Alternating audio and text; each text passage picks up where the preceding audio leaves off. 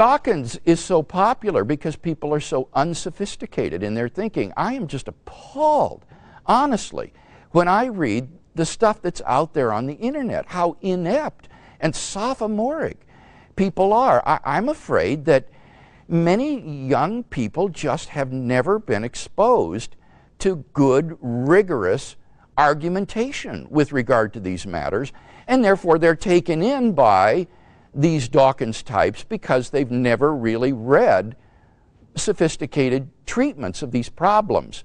And to a certain extent, I think the church bears a responsibility for this because we've so dumbed down our preaching and our Sunday school classes and our devotional thoughts that we're not equipping Christians to be sophisticated in their grasp of Christian doctrine and theology, much less in what good reasons there are to believe it.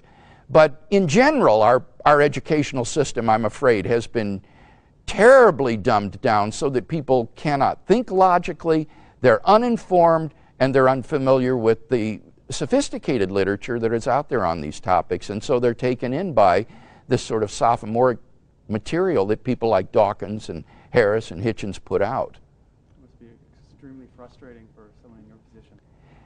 Well, you know, it's not so much frustrating as it is just terribly disappointing.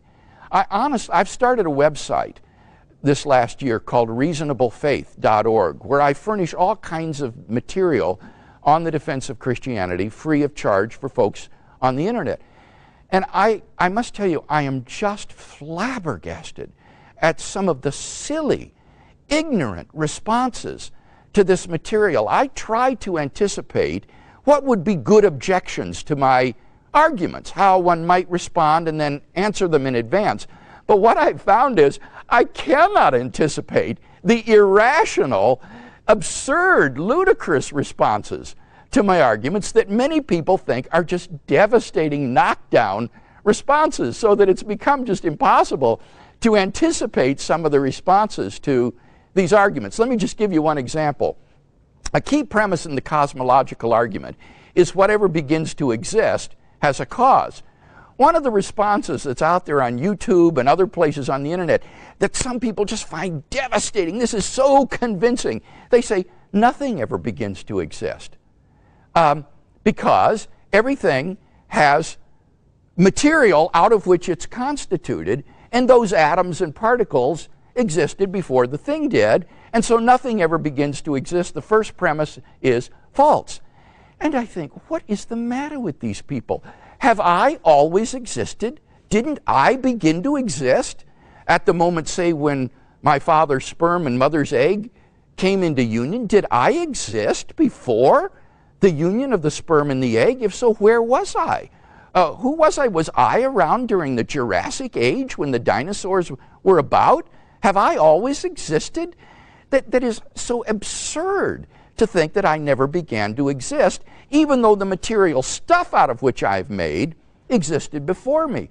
So I don't know what's the matter with these people. Do they think that the Earth didn't begin to exist, that our galaxy didn't begin to exist, that once upon a time in the history of the universe, that there were people and dinosaurs about, say, 10 billion years ago? That would be absurd. There were no galaxies at that time. So how can they say that the dinosaurs and people have always existed? It's just irrational. And yet people think that that refutes the premise that whatever begins to exist has a cause, when it doesn't do so at all. So I'm just utterly bewildered at how people are taken in by this sort of lack of rigorous thinking, and I'm just doing my best to try to counter it in whatever way I can.